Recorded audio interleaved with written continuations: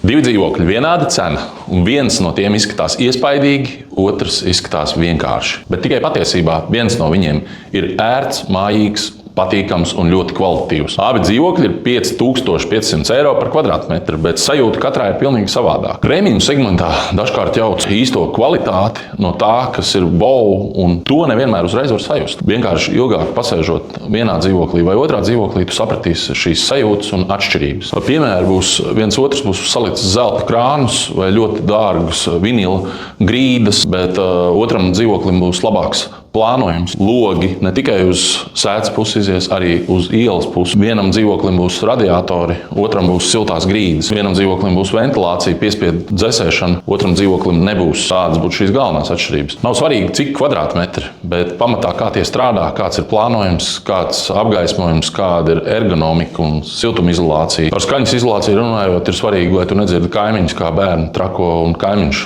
ārdās vai lamājās. Te pašā laikā logi kvalitatīvi noblīvē. Nedzird, kā vējš tajos pūš un mašīnas pa bruģi par Rīgas ielām traucās. Grīda nečīkst pēc pirmā gada. Tas arī ir svarīgs rādītājs. Sienas nav papīra plāns, kur respektīvi visus ir dzirdams, kas blakus dzīvoklī notiek. Dārgs īpašums var arī būt vizuāls efekts, bet kvalitatīvs īpašums būs tas, kurā tev būs dzīvot patīkami katru dienu un atgriezties katru vakaru pēc darba mājās.